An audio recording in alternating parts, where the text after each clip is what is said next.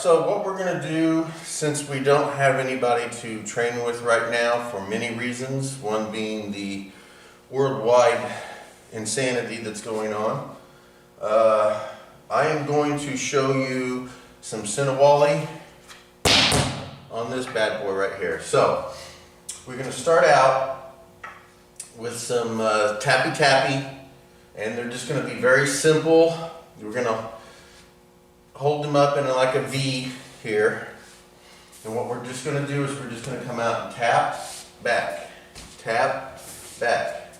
Now, footwork, my main footwork that I like to use when I use my stick work and things to that nature is a heel-toe footwork, and we will get into all that later.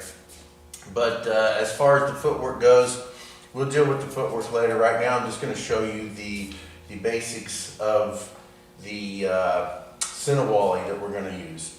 So we just have one stick in either hand, left and right. And I'm going to use these at somewhat like a 45-degree angle outward, so we get this V type thing. And we're going to hold it like this here. Now I'm just going to come in with the left, woo-tick, woo-tick. Just like I'm striking. Same thing as a strike. Same thing as a strike. Except now I'm using the stick. So, just like so.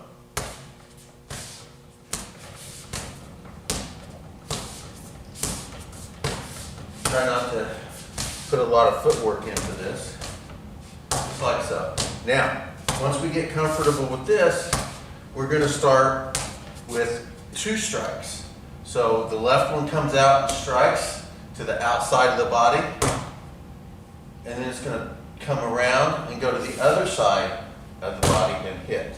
Now we can go different angles. We can go high, low. We can go high, medium. We can go high, high. It doesn't really matter. Practice them all. But right now I'm just going to strike out. And this is a lot like a Yoko Manucci or an angle strike like here. It's like a number 1 from our basic 12. Then we're going to come around the body, strike down low here. So it's here, here, here, here. We're going to do that on both sides. Simple tappy tapping. Then it's going to go here, here, here, here, here, here, here, just like so. We're just going to practice this.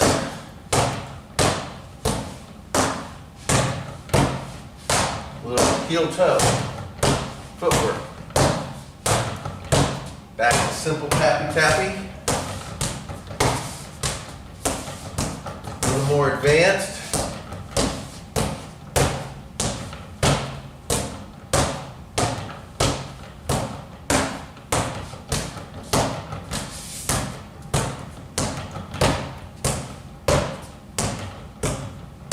We'll go to medium, high medium, high high.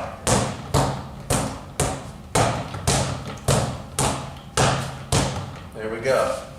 So work that. The next one we're going to work is the figure 8. And again, you can start on either side, however you want. I generally start from the left side because I'm left side dominant. That's just how it is. Left hand, top, right hand across and under, like so. Again, we discussed the positioning of the sticks, and we're going to start here. And we're just going to do figure 8. You want to start first in a very robotic karate way. That's okay. You can strike, down, strike, down, strike, strike, just like so. Just remember,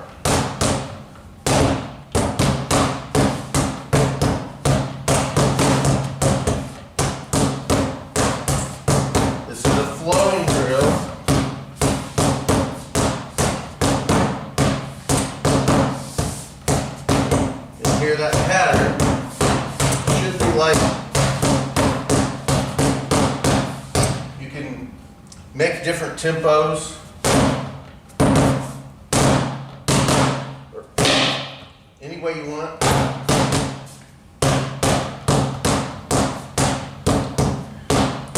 Angle 1, angle 2. Or other side, angle 2, angle 1. Doesn't really matter. So figure 8. Just like so. All right. Once we get figure 8 done, we go from the simple tappy tapping to the more advanced tappy tapping.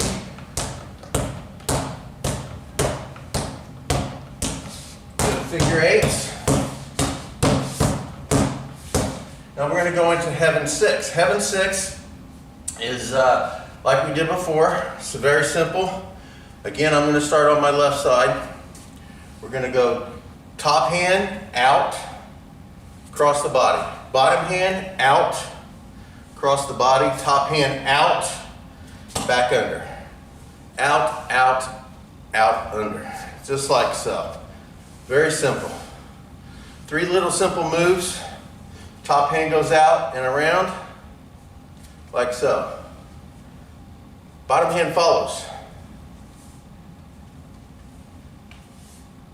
Top hand goes back out and hits with a woo tick, back under. So we've got lob tick, woo tick, lob tick, woo tick, back under. Just like so. So there we go. Just like so. So we have angles 1, angles 2, and then a straight middle 3 or 5, depending on which side you go. You're going to have your 1, 2, 3, and 4. So 1, 2, 3, 4. These are the angles that it's going to be working. So 1, 2, 3 or 4. 1, 2, 3 or 4, just depending on which side you work it, depends on the angles. 1, 2, boom, 4. 1, 2, 3, 4. So you got 2, 1, 3. Just like so. Just like that. We're just going to work that on here. So we're going to go.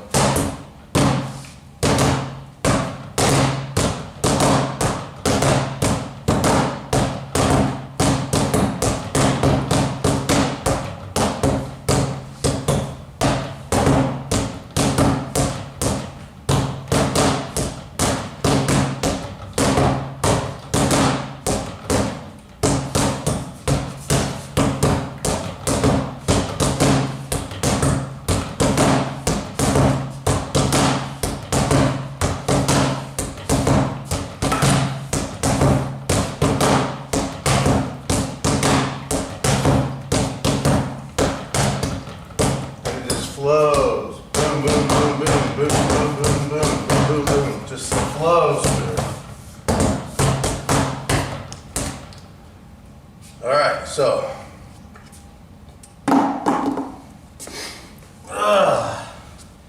We got tappy tappies.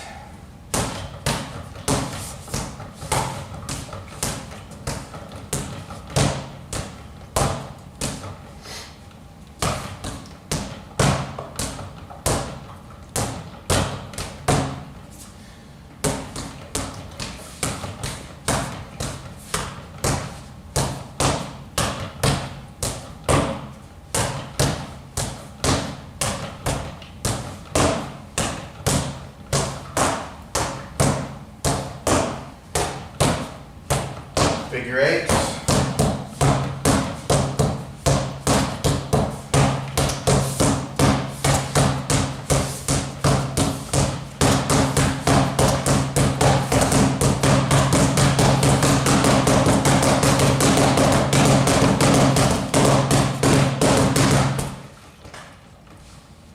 And we have having 6.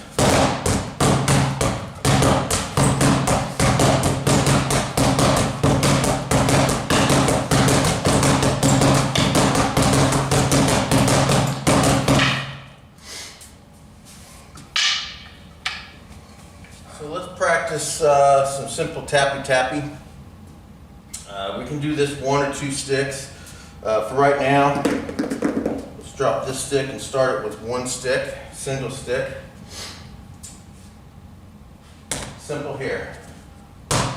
Just a strike. Sit, just like this. Works just like getting a punch.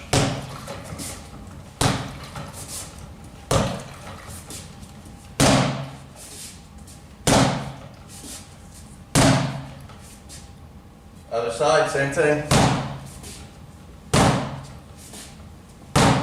Just like you're gonna punch.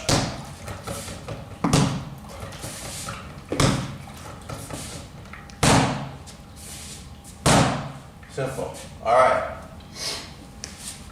2 sticks, same thing.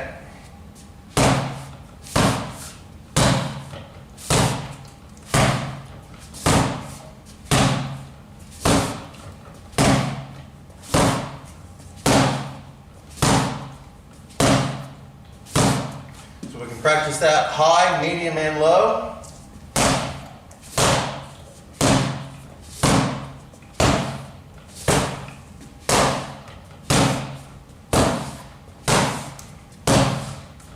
And every variation in between. So make sure you practice that in all variations. High, medium, low. Both high, both medium, both low. And then work your way up, alternating.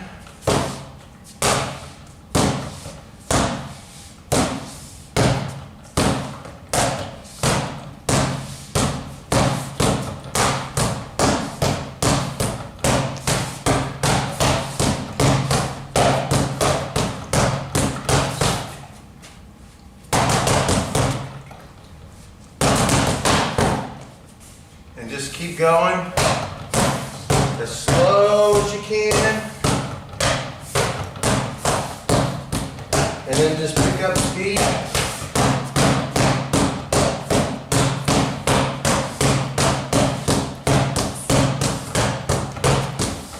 And once you get that, we'll go to the double tappy tappy. But practice that until you're quite proficient. And you've done it as many different variations as you possibly can.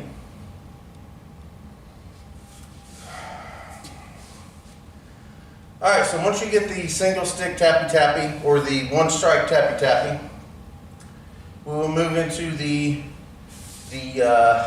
double strike tappy tappy. And it simply works by striking one side of the body, using the same stick coming around, striking the other side of the body. Again, we're going to work a very simple 1 strike, 1 strike, 1 strike, 1 strike. You can keep this high, medium, high, low, however you want, but get proficient at working it one single way. I suggest you start high-low and just keep working it. And then once you get more proficient with just the high-low, then you start interpreting the angles where you go high, medium, medium, high, and just continue until you get through all your variations. You can go high, medium, high, low, medium, high, low, medium. You just keep working that. So you get very proficient. And then we're going to move into triple strikes. So once you get the single strike tappy tappy, you begin with the double strike tappy tappy, And then we'll work into the triple strike tappy tappy, and after that we'll move on to a different version of Sinawalli. Okay, so we have now worked 1 and 2 strike tappy tappies, so now we are going to get into 3 strike tappy tappies. And again, it's all based off of 1 strike. Medium, high, medium, low, and any combination thereof. Then you go into 2. Again, any combination thereof. And now we're going to get into 3 strikes. So we're going to go 1, 2, 3. 1, 2, 3. 1, 2, 3. 1, 2, 3. 1, 2, 3. And just going to work that the same way we did the other tappy tappies.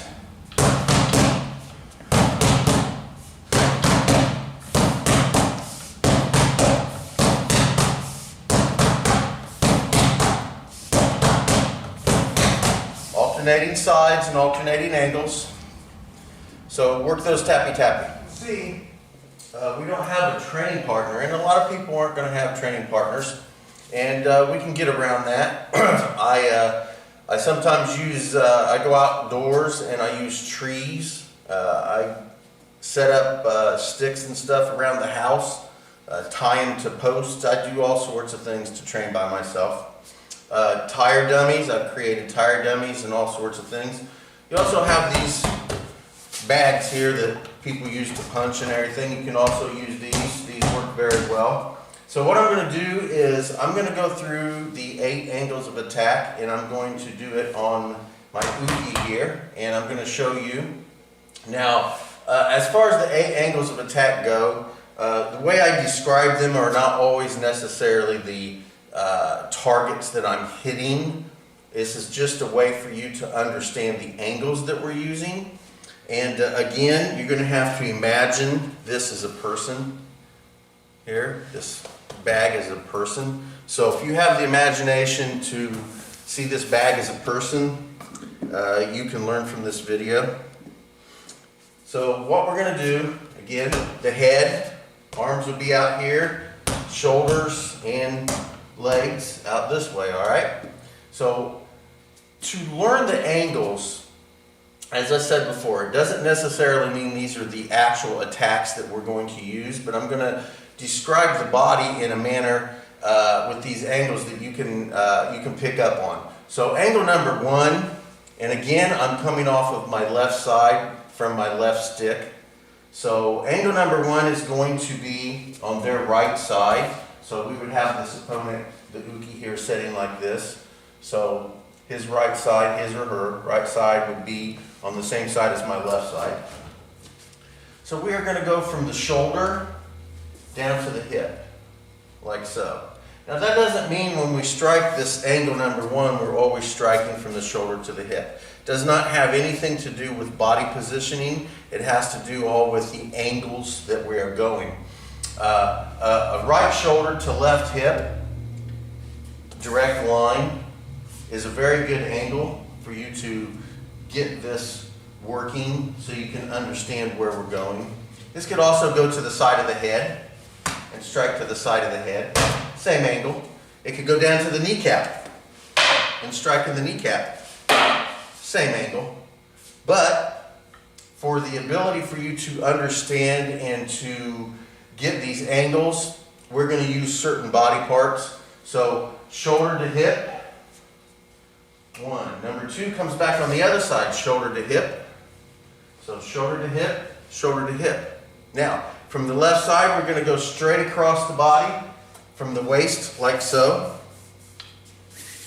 Straight across. Number 4 comes straight back on that same line. Number 5, I'm just going to jab straight into the belly, like I'm going to hit your belly button. Boom, just like so. Now, again, this could go to the face, this could go to the groin, this could go to your kneecap, this could go any position. It could go to your elbow. It doesn't really matter. where you're striking. It's this angle, the straight in angle that we're talking about here. So we got 1, 2, 3, 4, 5. Number 6 pulls back to the opposite side of the body, and this one's going to strike to the face.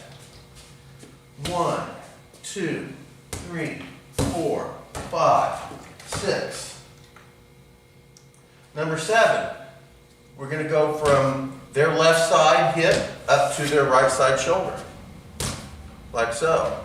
Number 8 comes up the opposite hip to shoulder. So we got 1, 2, 3, 4, 5, 6, 7, 8. 9 comes back down, shoulder to hip. 10, other side, shoulder to hip. 11 goes straight up the body, groin, straight up the body, groin, nose, right up. Boom. And number 12 comes straight down.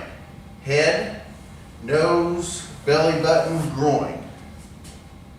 All right, so here you go. You got 1, 2, 3, 4, 5, 6, 7, 8, 9, 10, 11, 12. There's your basic 12 and the 8 angles.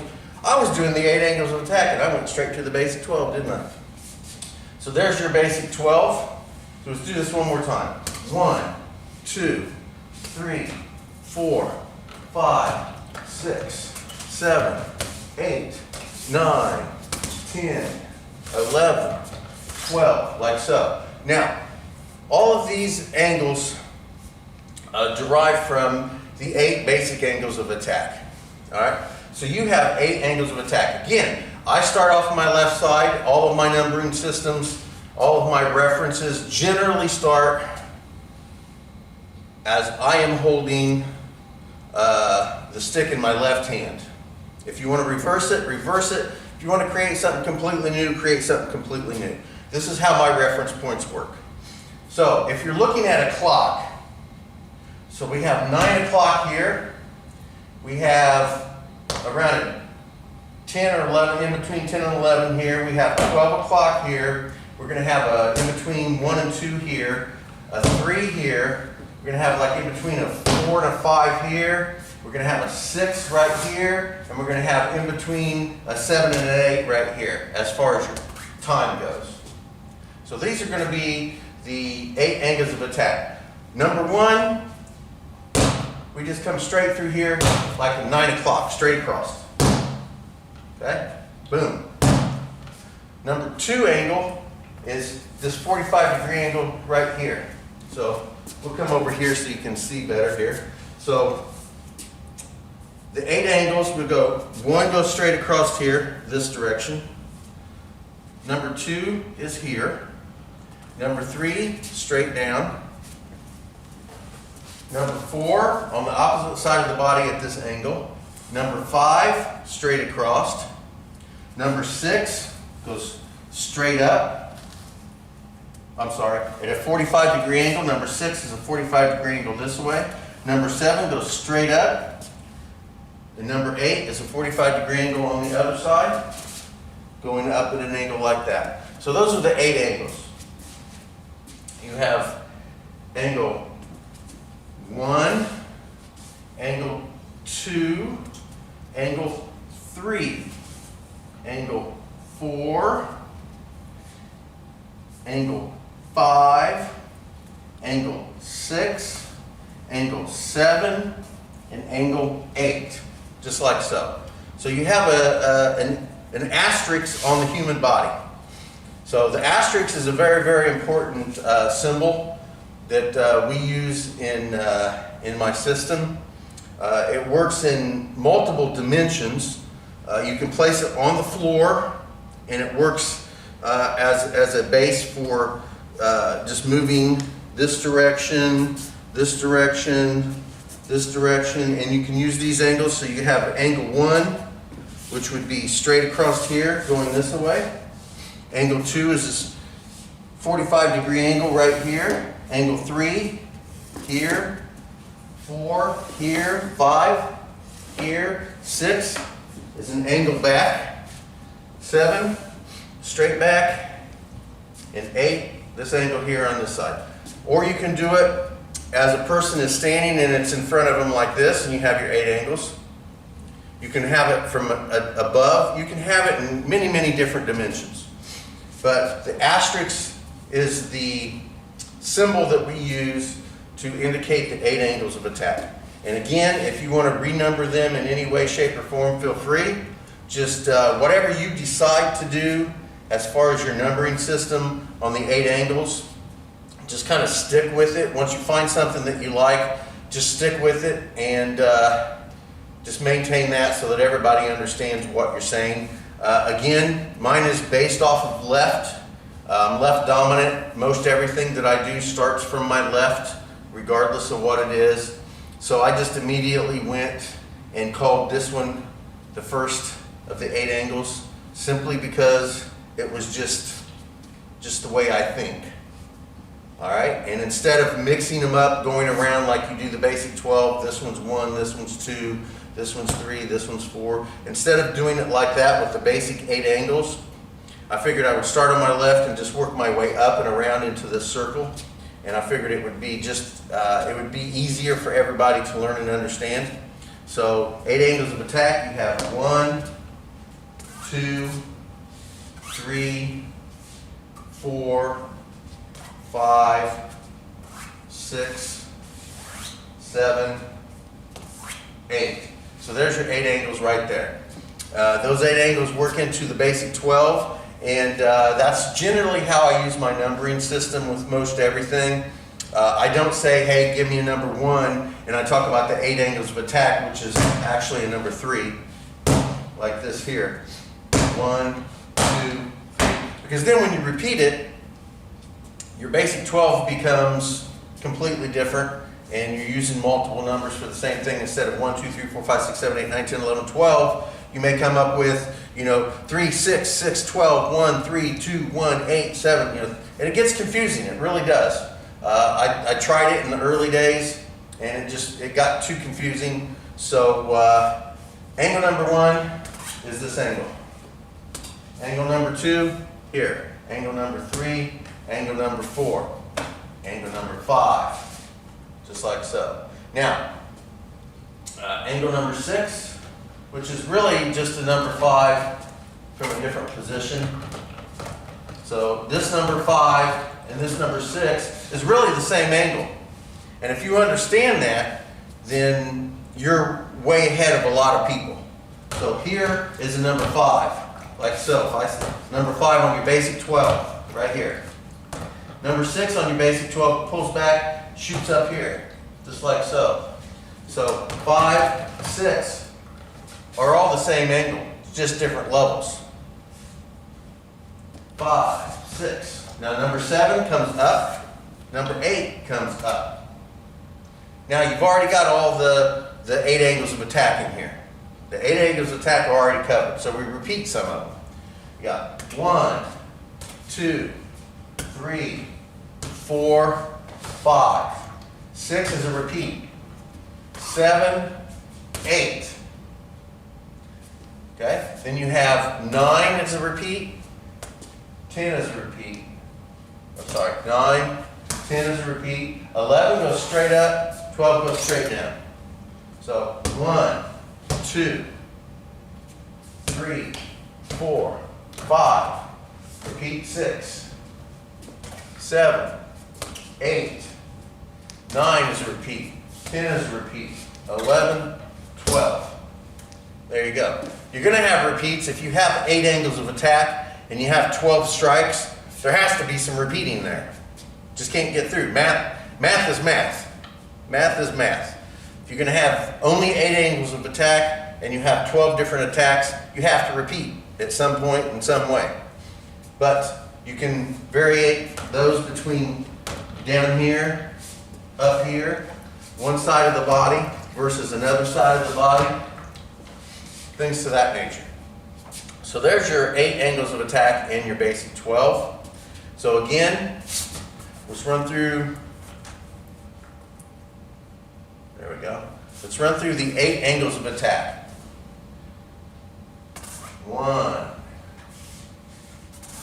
2, 3, 4, 5, 6, 7, 8. There you go, the 8 angles of attack. The 8 angles of attack placed into a basic 12. 1, 2, 3, 4, 5, 6, 7, 8, 9, 10, 11, 12. Right there. Now, when we practice these, a lot of times we get over exaggerated, and I'm way out here, and I strike out, extending. So I have 1, 2, you'll find people do this. 1, 2, 3, 4. See how exaggerated and wide those are. When you're learning, and you're learning these angles, it's not a good thing that you get so exaggerated, but it does happen. And if that's what it takes to learn the angles, there's nothing wrong with it. It's going to create issues later on when you start confining yourself. You should be able to do all these techniques. We used to say phone booth. You have to be able to do all these techniques in a phone booth with your uke, with your opponent. You have to be able to do these in a phone booth. Now, a lot of people don't know what a phone booth is anymore. There's a lot of people out there that's never even seen a phone booth. So you take one square of these mats, and you should be able to do every technique with an uke in this square. You should be able to do that in those squares. You should never have to leave this square to do your techniques and defend yourself, defeat your opponent. So, when you're out here doing these wide angles, okay, it's not wrong. There's no such thing as wrong. If it works, it's not wrong, plain and simple. So, if it works for you, it is not wrong. No matter what anybody says, with my personal opinion, it is not wrong. If it works, then it works, plain and simple. It may not be right for someone else. It may not be exactly efficient and perfected for you, but it's not wrong. So anyway, if you get wide, and you notice you're getting wide, and it happens to everybody, just start shortening things up. So you should be able to be in here 1, 2, 3, 4, 5, 6, 7, 8, 9, 10, 11, 12. Right there. You can still do these techniques even with a stick. Even with this stick. And this stick is about, I don't know, around 23 inches long. And I can still stand nose to my uke and still do this right here. Nose to nose.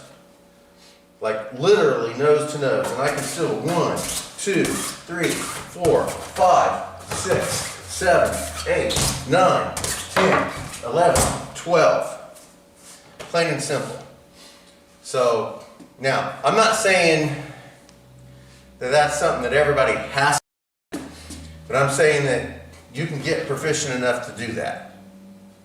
So there's your 8 angles of attack and your basic 12. Right, so we just discussed the 8 angles of attack and the basic 12, and I went through them on my uke here. I hope that it was videoed. May not have actually videoed that entire thing, but regardless.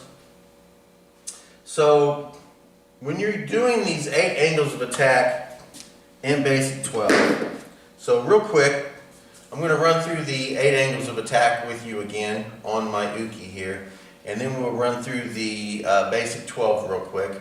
And we used to say that you should be able to do these techniques in a phone booth. Now, a lot of people out there don't know what phone booths are now, so just take one square of mat, and you should be able to do all these techniques in that square with the uke in there with you. So anyway, the 8 angles of attack, we've gone through the 8 angles of attack a lot. It's very, very important that everyone understands the angles that we're working and how this works. So we have 1, we have 2, 3, 4, 5, 6, 7, 8. So basically, and I work everything off of my left hand. It's just how I do it. Left hand across the body at the waist, 1. And we're working off of a clock system here. Number 2 is a 45-degree angle on the left side down. Number 3 is straight down from the head. Number 4 is off of the far side or the right side, 45-degree angle. So 1, 2, 3, 4, 5, 6, 7, and then 8. So there's your 8 angles of attack. Your basic 12 are just simply a combination of those 8 angles in a format of 12 movements. And then once we get the basic 12 and the 8 angles of attack down, and you're very proficient with them, then we start working Sinawalli. Sinawalli is, it means to weave, and it is single stick or double stick techniques, or I don't want to use the word forms, but they are prearranged angles that feed your uke so that they can feed you, and it is very prearranged. So tappy tappy, single tappy tappy, as we worked before, is just one strike, one side of the body, just like so. And again, different levels. And we can work these levels in variations. While one does a high, another one can go medium, then back to low, or low, high, medium. Just whatever different arrangements that you can come up with to vary these. And then once we get one single strike tappy tappy, we work into 2 strike tappy tappy. So we work one side of the body and other side of the body with the same stick.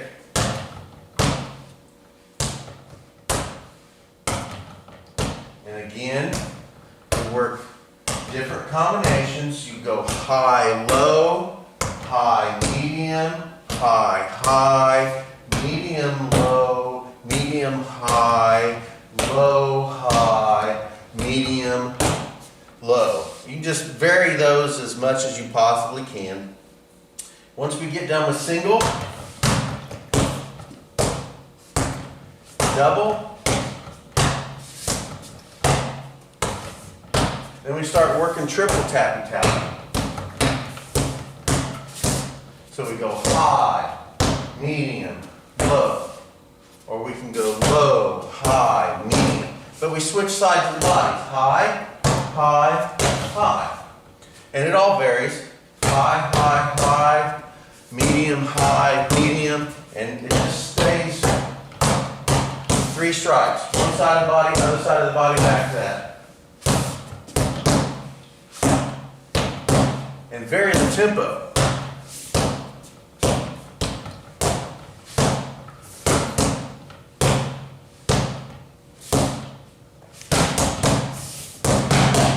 Just like so.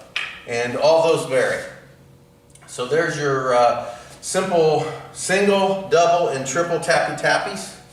And once we get proficient and comfortable in those, we move to figure 8s. And again, figure 8 is also what I like to call follow the leader. We'll go off of the top hand, down, back to the other side of the body.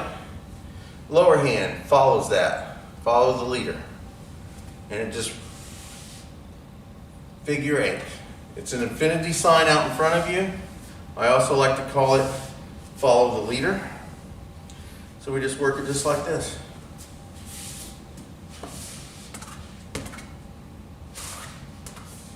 Just like so. Always flowing, not a karate, strike, strike, strike, strike. strike, flow, flow, flow, flow, constant flow, just like so. Once we get that, we work into heaven six. Heaven six, again, top hand strikes out at that 45, the Yoko Min. It goes to the other side of the body, just like so. Bottom hand follows. So, now top hand strikes out at this vertical 3 or 5 and pulls back in and goes under. So now you're on the other side of the body and it just repeats. Angle, angle, strike out, under. Just like so. Boom, heaven six. Now, again, vary the angle, or I'm sorry, vary the level that you use these at. You can go up, up, low, just like so.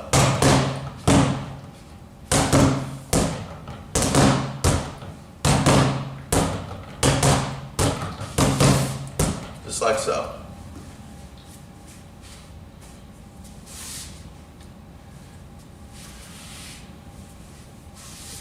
Boom.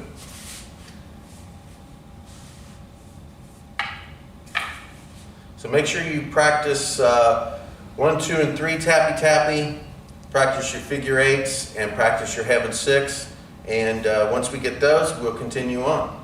So one thing to understand about all of these Sinawallis and techniques that we're doing with the sticks here are that not only can you vary the level of attack, but you can also vary whether it's Wu tick or lob tick. And again, levels of attack are very simple and basic. You have your upper, your middle, and your lower. And we're just going to stick with those 3. Upper, middle, lower. All right, everything can fall into an upper, middle, and lower attack. Upper attack would be the head, basically shoulders up. Middle attack would be from shoulders to the waist, and lower attack would be waist down to the toes. So basically, you can divide the human body into those 3 categories as far as levels, and we can stick with that. Now, as Wu tick and lob tick go, Wu tick means to strike and pull back. Strike and then pull back. Lob tick is a continuation through, all the way through. So if I lob tick something, I'm going to go from one side to the other all the way through it. And my stick will start on my left, but end on my right, like so. So I'll go strike and it'll go to the other side of the body. Strike, other side of the body. Strike, other side of the body. Strike, other side of the body, like so. This is a lob tick motion, okay? A Wu tick motion will strike and then pull back to that same side that it was on. So I will strike and then I'll draw it back to that position. I'll strike and then draw it back. Wu tick, Wu tick, a Wu tick, a Wu tick, like so. Bam, bam, bam, bam, just like so. Lob tick, strike through, strike through, strike through, strike through. Boom, boom, boom, boom, boom, boom. Strikes through. Now, with a Wu tick, if I'm going to Wu tick the side of their head, strike it, pull back. Strike it, pull back. Strike it, pull back. Wu tick. Lob tick, strike it, go all the way through. Go all the way through. All the way through. So, when we do Wu tick motions, strike, pull back. Lob tick, strike all the way through. Now, when we do our Sinawallis, we can also do lob ticks and Wu ticks with the Sinawalli.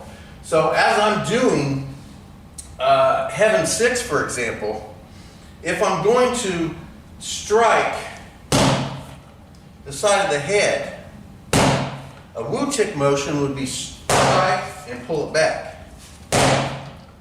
A lob tick motion would be strike and going all the way through, like so. Now, you can also do a Wu tick where you strike it and then reposition it on the other side of the body. All right, if you notice, there is a difference between this and this. All right, with the lob tick, I'm continuing that motion completely through the head and swinging it like a baseball bat all the way through. With the woo tick, I'm striking it, but I'm stopping it. Now, whether it comes back to this side of the body or whether I reposition it to the other side of the body, I'm still doing a woo tick motion, like so, see? And it pulls back, and then I reposition it. There, see? That is a woo tick, even though it's on the other side of my body. This is a lob tick.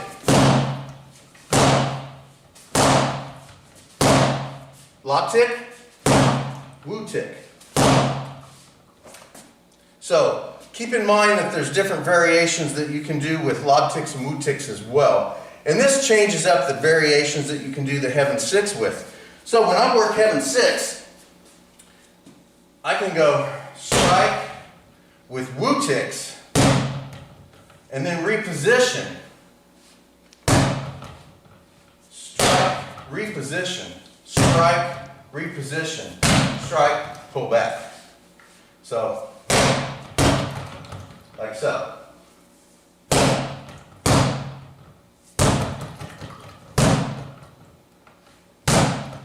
Woo tick, still a woo tick. Woo tick, still a woo tick. Boom. Lob ticks. That last one was a woo tick, but it's designed to be. Lob tick, woo tick. Lob tick, woo tick. Woo tick, woo tick, woo tick. It's the same techniques, same angles. It's just difference between whether I strike and stop the attack here or whether I continue the attack all the way through. Woo tick, lob tick, woo tick, woo tick, lob tick, still a woo tick, strike it, then I can reposition it over here after. Stop the attack, pull it back, the other side of the body. Woo tick, strikes, goes back to the same side of the body, or it just repositions itself after you stopped it to the other side of the body. Now, I don't move the stick to the other side of the body like so. If I'm going to do a woo tick, you can, but you don't necessarily have to. If I strike here, like so, to the side of the head, I don't necessarily have to pull it back, reposition it to the other side of the body. My body will reposition. I'll use my hips, my footwork, and my movement to reposition me for the stick. I don't reposition the stick. Strike. See how I'm moving like so? My body moves there. See? I don't move the stick. I move my body. Different than this. See how I'm moving? I'm not moving my body, I'm moving my stick. A woo tick to the side of the head and repositioning my stick. A woo tick to the side of the head, but I reposition my body. The stick doesn't necessarily move. It's in the same position. Here, there. I move my body. I use my body more than I use my arms, my legs as individual items, hands, wrists. I use my hips and my footwork to reposition my entire body, and it is not slower. And repositioning, boom, here, bop, like this, instead of going boom and then positioning the stick. I reposition my body. It's all about movement, and movement is important, especially with Zenshin Academy, my system of martial arts, because Zenshin means the way of the entire body. So we use our entire body instead of just one aspect of it. I don't strike him with just my arm. I'm going to try to do this without moving. I have a hard time. So, see See, this is just striking with the arm, see? I'm not moving. My arm is just striking him. Now my whole body is striking him. See how I use my whole body? I don't have to move my stick. My stick can stay right here. Boom.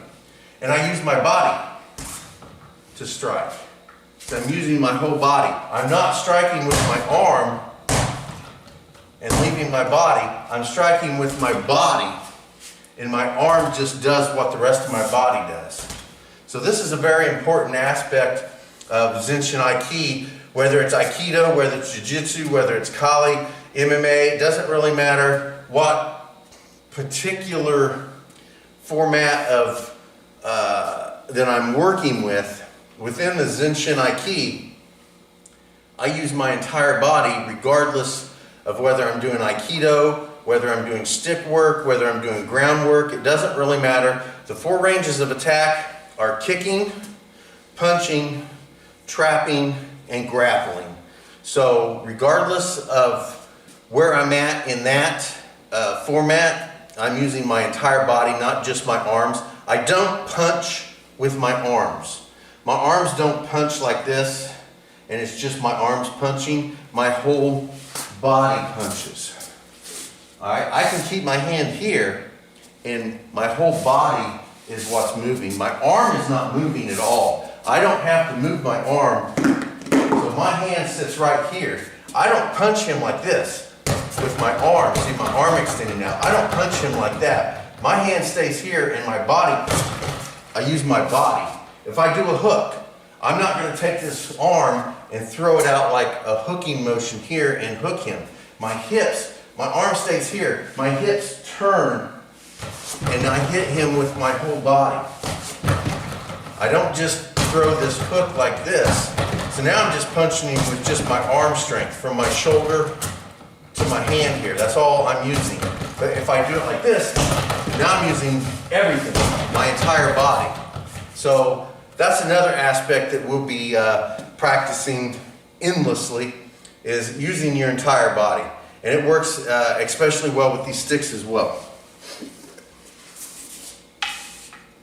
So, get to practicing. All right, so I teach a little different. I do not teach Aikido.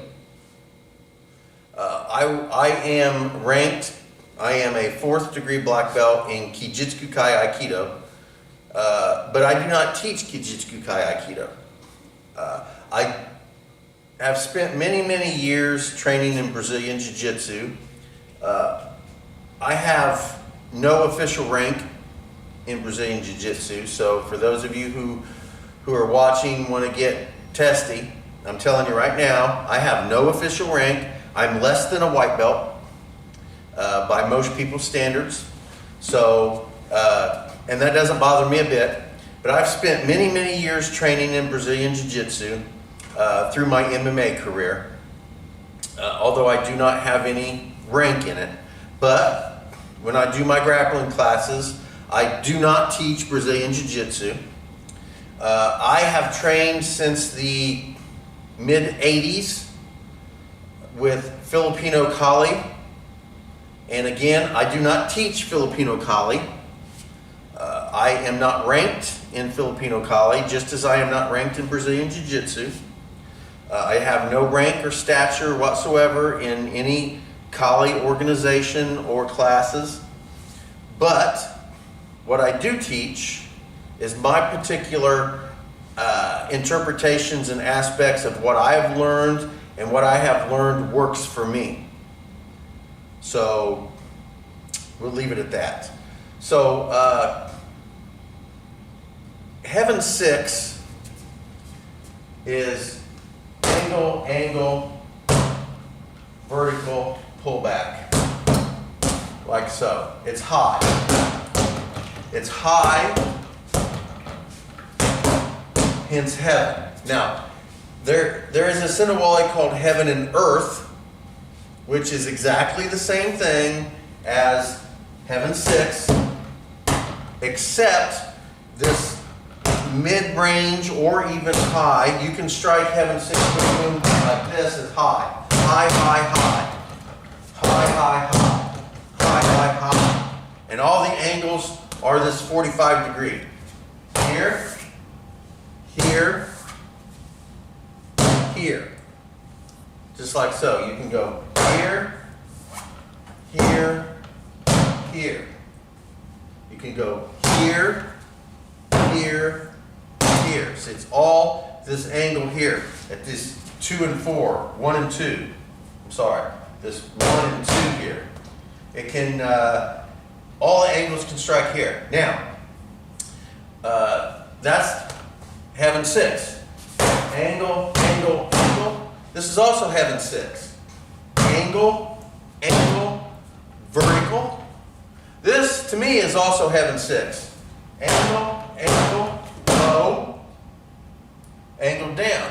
Now, in a lot of traditional Kali Eskrima Arnis, we'll teach this as heaven and earth, which indicates up, up, and then a low, down, heaven and earth. So it'll be striking, striking, and then striking down and pulling back. So striking, striking, striking down and pulling back. All right, that's also considered heaven and earth Sinawalli. Now you can interpret that as heaven and earth simply because you're going up, up, down, up, up, down. If you want, you can also consider this just heaven 6, different variation. You go this angle, you got this angle, and then you got straight in here and pull back. That's still heaven 6 to me. So you can go up, up, up, up, middle, pull back. You can go up, up, pull back. So your here is up, up, up, pull back. Still heaven 6 to me.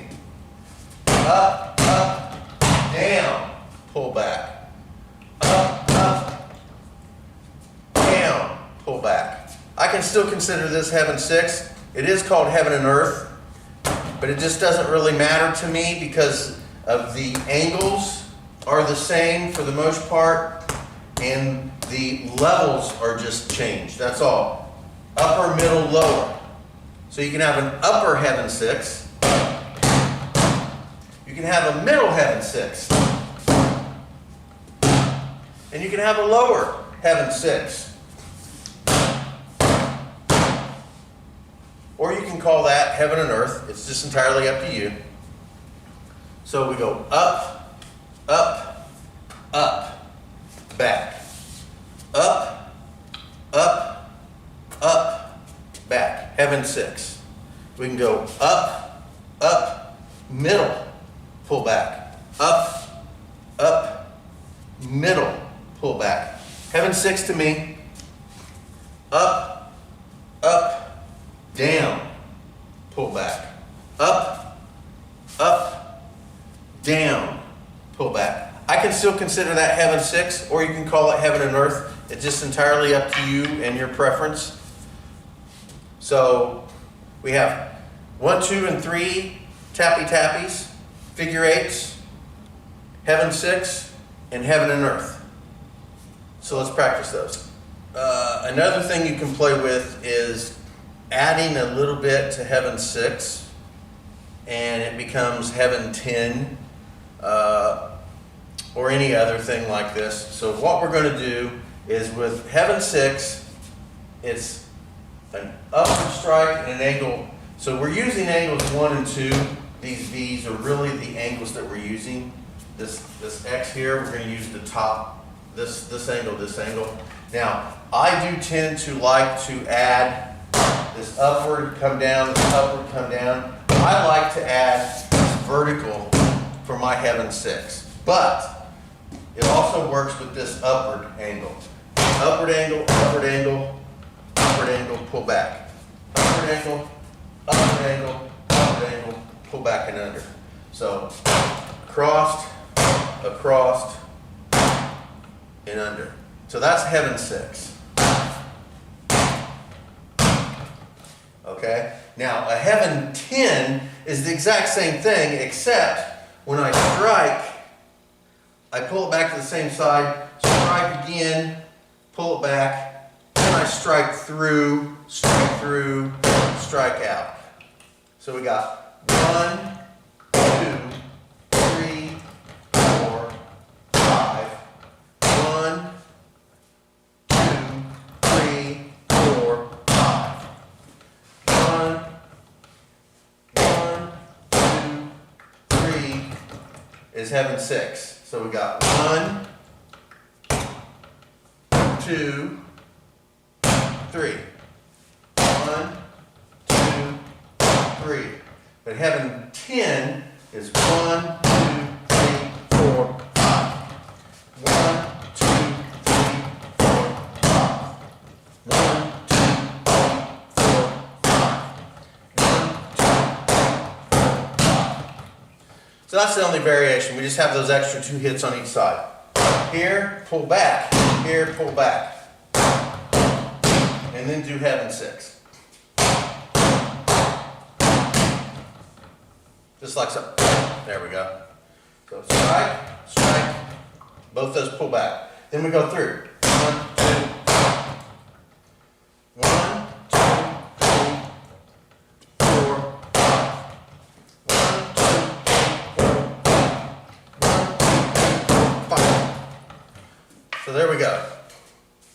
That's a little variation of heaven 6, which creates a heaven 10, and you can play around with that.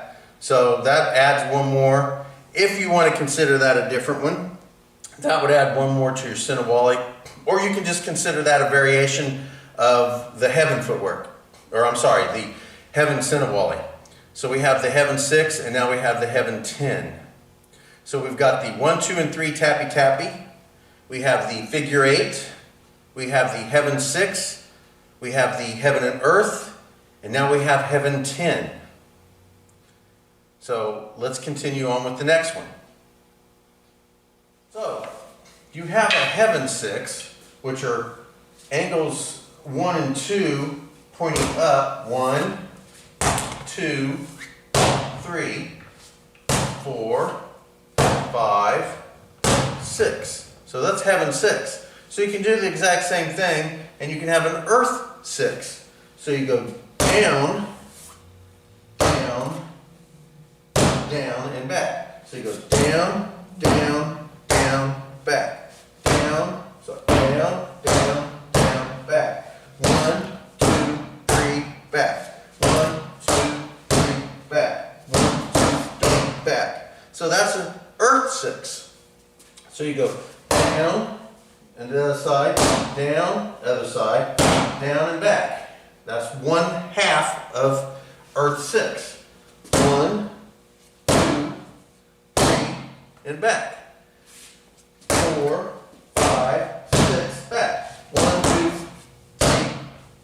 1, 2, 3, back. 1, 2, 3, back. 1, 2, 3, back. 1, 2, 3, back. So you have a heaven 6. 1, 2, 3, back. 1, 2, 3, back. You have an earth 6. 1, 2, 3, back. 1, 2, 3, back. There you go. So work that one as well. All right, so let's work some of these in midair and give our uke back there a little bit of a rest. So we have single tappy tappy.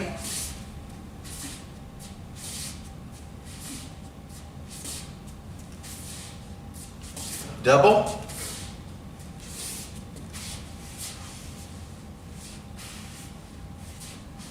Using heel toe. Then we got triple.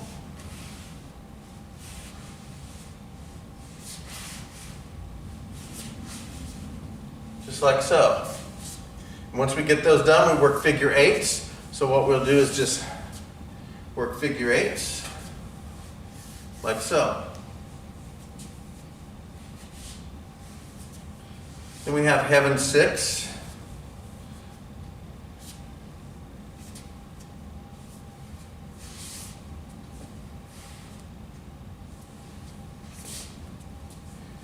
Again, you can work this with a upper, upper, upper, upper, upper, upper, or you can work it middle, upper, upper, middle strike, upper, upper, middle strike.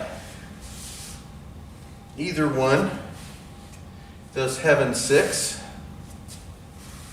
keeping the stick angled up, creating the heaven part of this heaven 6, and 3 techniques on either side, making 6. So now we have heaven 6. And again, I like to vary it a little bit and create this middle strike. And you can also angle that up a little bit, but be in the middle of it instead of being up. Then you have your heaven and earth, which is a heaven 6, but the last strike, up, up, down, up, up, down, up, up, down.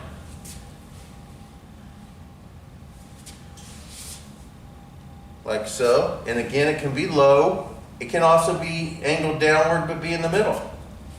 So you can go up, up, angle the stick down, but still be in the middle of the body. So you can go up, up. The stick is pointed down, but I'm hitting in the middle of the body. You can go up, up. The stick will be hanging down, but I can hit the top of the body. Still heaven and earth. And then you can just do your plain earth 6, down, down, down, down, down, down. There you go. And again, we'll be going down, down, down, down, down, down. So that's earth 6. You can also create these in 10s. Instead of doing 3 on each side, you can also do 5 on each side. So you go out, out, and they'll come back. And then you can do 1, 2, 3, 4, 5. You can do that with heaven 6 and with earth 6. And you can create heaven 10 and earth 10 with those as well. So we're going to practice all those. And when you get proficient, we'll move on to the next one.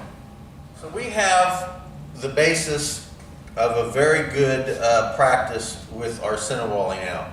We have 3 tappy tappies, figure 8, we got heaven 6, heaven 10, we got heaven and earth, we've got earth 6, and with all those, you have different levels that you can work on the body. You have your upper, middle, and lower sections of the body that you can work. You can work variations of Wu tick and lob tick, being Wu tick is striking the same side of the body and then pulling back, either side of your body depending. Or we have a lob tick which goes through.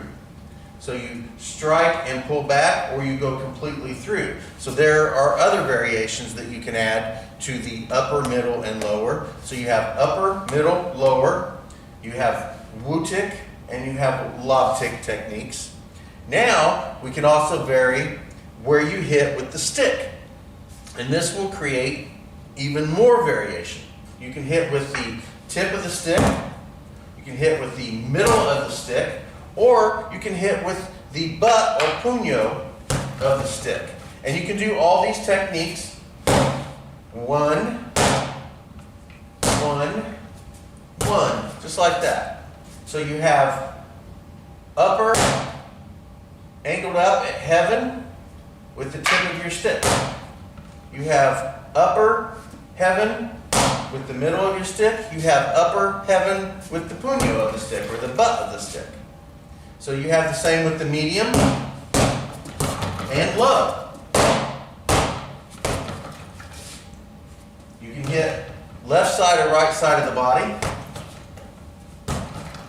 with either the tip, the middle, or the puño. So there's many, many different variations that you can do just by varying the way you strike, the level that you strike, and what position of the stick you use to strike it with. So add that to your variations. So now we are going to discuss Abeniko and Arco. So Abeniko is a wing movement, and Arco is a okay. With Abeniko, it's a wing movement that goes horizontal, and Arco is vertical. So Abeniko translates into wing, and it is a horizontal movement, and Arco is a vertical twisting movement. So with Abeniko, we are going to hold the stick as normal. We are going to put the puño, or the butt, towards the uke, like so, and we're going to keep it on a horizontal plane to ourselves, above our heads. Now all we're going to do is attempting to use very little movement of shoulder and elbow. It's a lot of wrist movement. We're going to set it on one side of the head. And all we're going to do is flick it to the other side of the head like so. Just like this.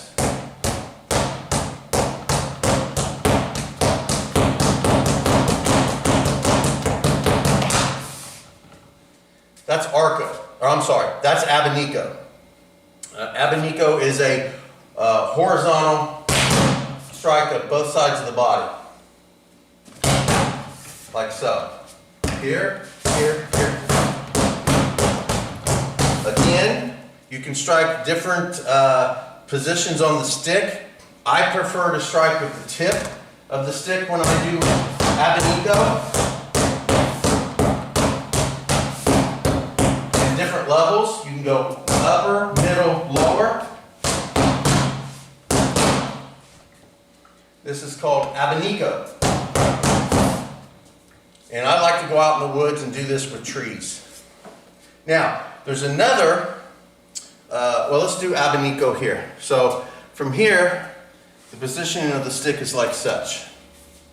Now, what we're going to do is we're going to point the stick towards Yuki. The front of the stick, the pointy end, the dangerous end, it's all dangerous. And we're going to whip it around to the other side of the body. Just like so. Now, we're going to use our body.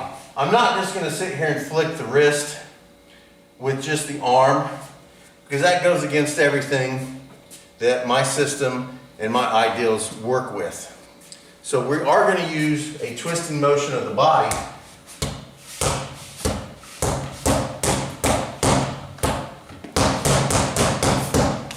Like so. So that's Abeniko. Now Arco is a vertical twirl going down or going up the body. So if I'm going to do an Arco, I will roll the stick down. The tip will go outside, roll up, come down like so. Just like so. Going down, going up. Going down, going up. This is Arco.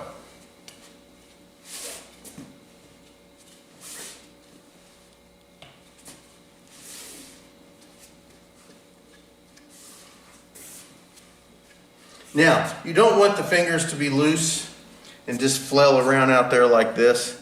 You want a decent grip. I don't want a death grip on this, because if you hold it too tight, it's a lot easier to be disarmed. But I want a decent grip on this, and when I roll it, I do not want to do this, like this.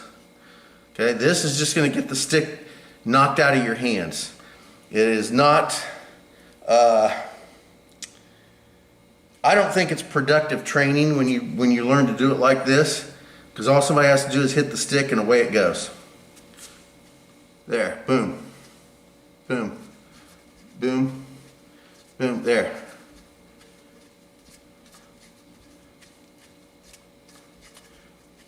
Arco. Abeniko.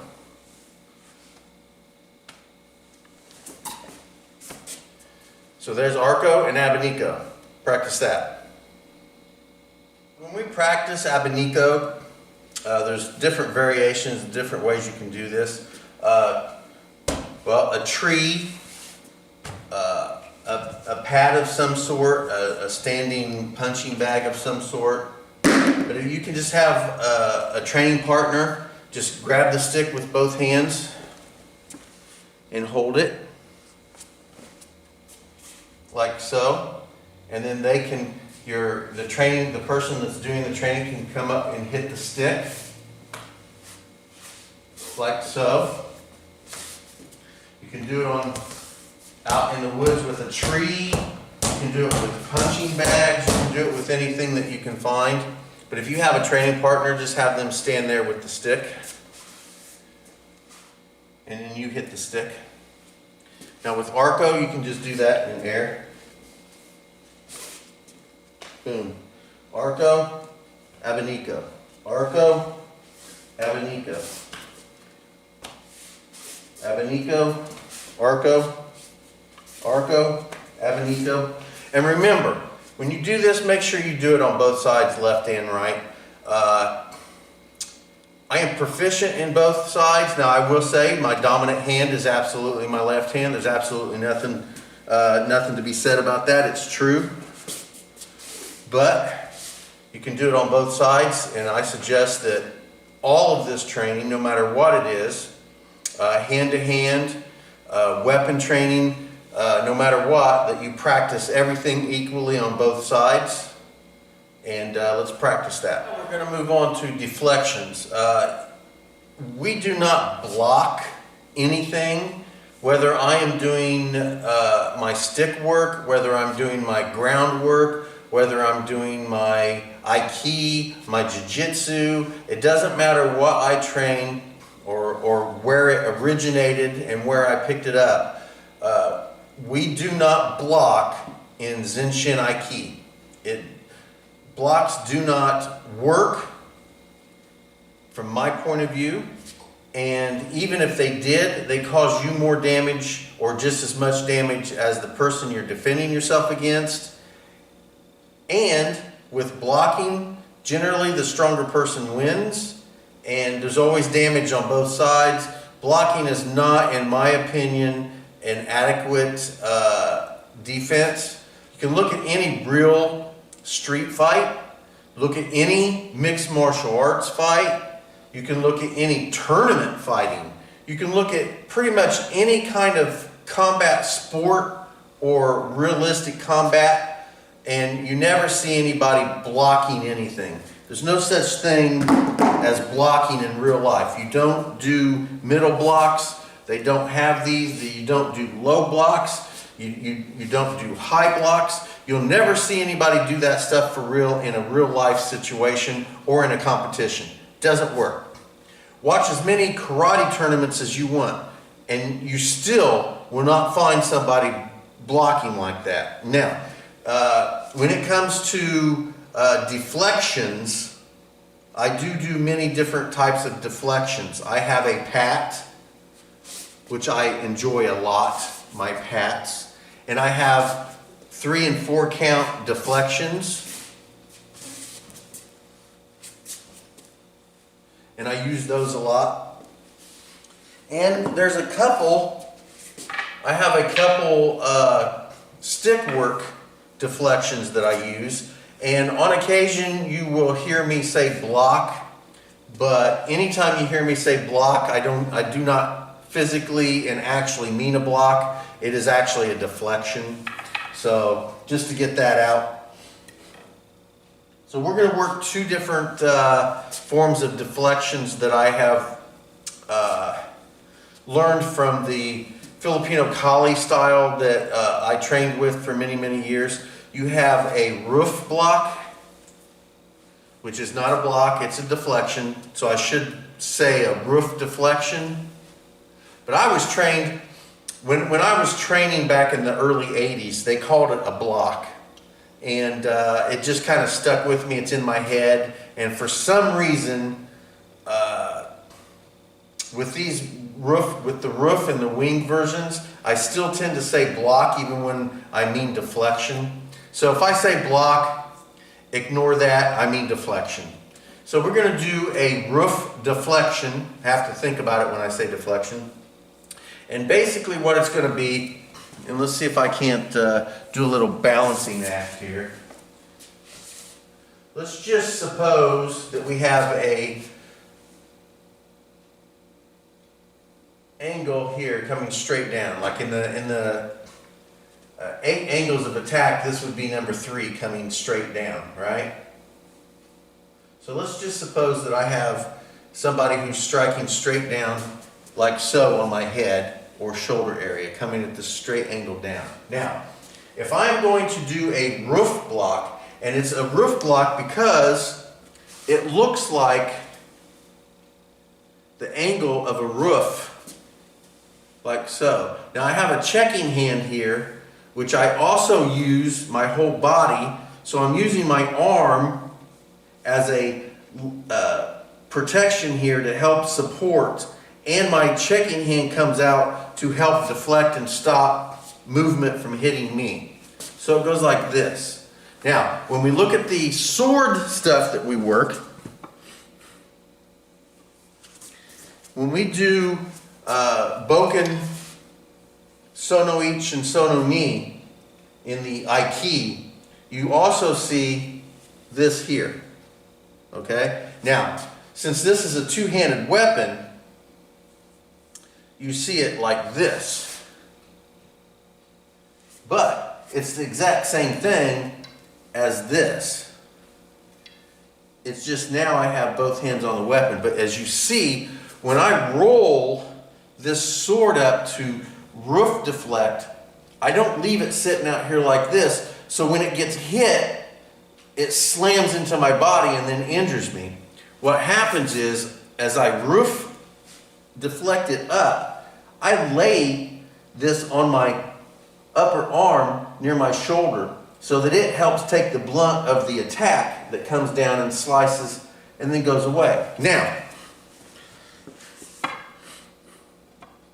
the same thing happens with the stick. Just so happens the stick is a single-handed weapon, so I have this free hand here. Now, this is the uke, and here's where his hand is, here's his face, and he's coming down in a strike like so, right? Now, since his hand is going to be here, I'm going to roof deflect this, and then I will reach in and hopefully get a hold of his hand. It may not happen. Get a hold of his arm, his elbow. I'll touch him in some manner, like so. So this here is a roof deflection, like so. Here. Now, if I have it in my right hand, it'll be off my left side, like so. Okay? Now, in karate, you see a lot of this. Now, people tend to think this is an upper block like this, right? It is not necessarily that. You could have a weapon here and it's deflecting.